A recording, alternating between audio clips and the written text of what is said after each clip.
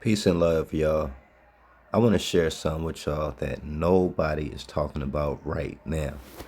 Everybody is distracted by Puff, P Diddy, whatever you want to call him. But ask yourself this question: who is P Diddy's cellmate?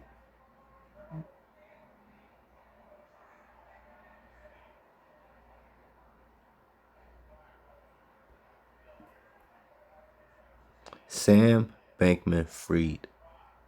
Not Fried. Sam Bankman-Fried is what it's supposed to be. SBF.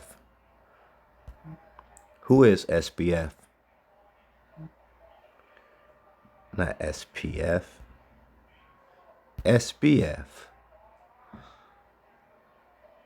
32 years old, Sam Benjamin Bankman-Fried, also known as SBF, is an American entrepreneur and the founder and former CEO FTX, a cryptocurrency exchange. Now, let's just jump right into it. What did Sam Bankman do? He misappropriated billions of dollars of customers' funds deposited with FTX, defrauded investors in FTX of more than $1.7 billion, and defrauded lenders to Alameda of more than $1.3 billion. So, yeah, he's supposed to be doing 25-year sentence, but he won't be doing that time because of his parents, Barbara and Joseph.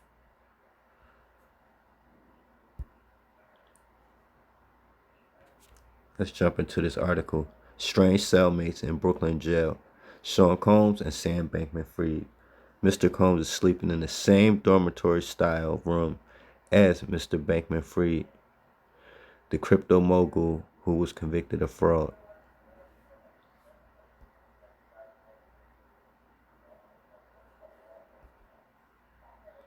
Okay, I don't know why it won't let me listen to it. I would much rather listen to it than read it. But Sean Combs has been held at Metropolitan Detention Center in Brooklyn for nearly a week.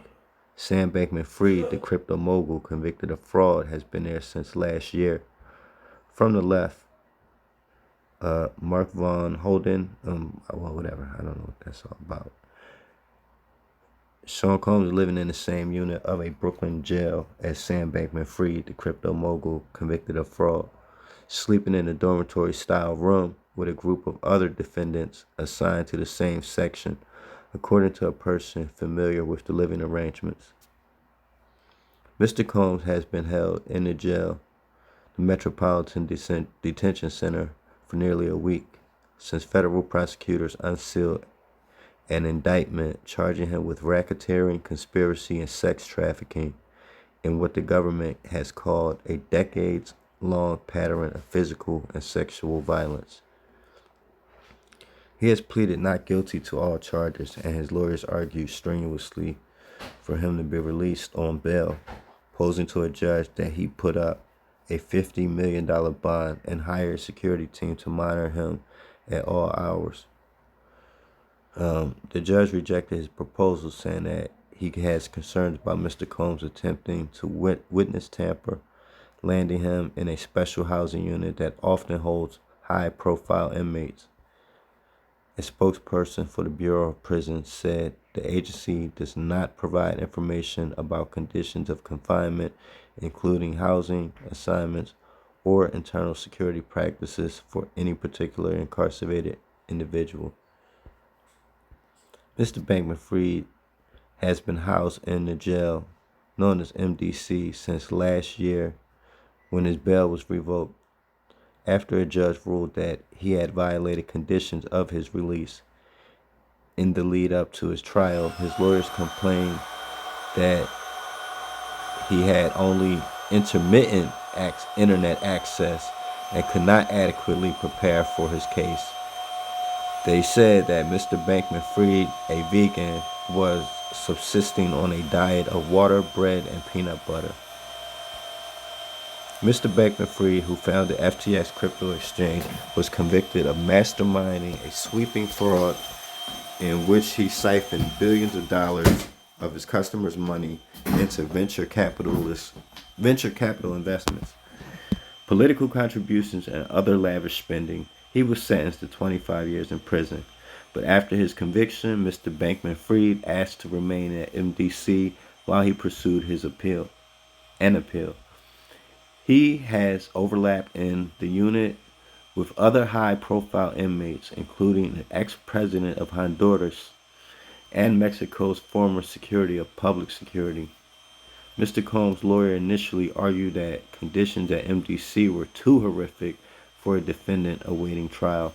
The jail, a hulking concrete structure with about 1,200 inmates, has a long history of complaints. My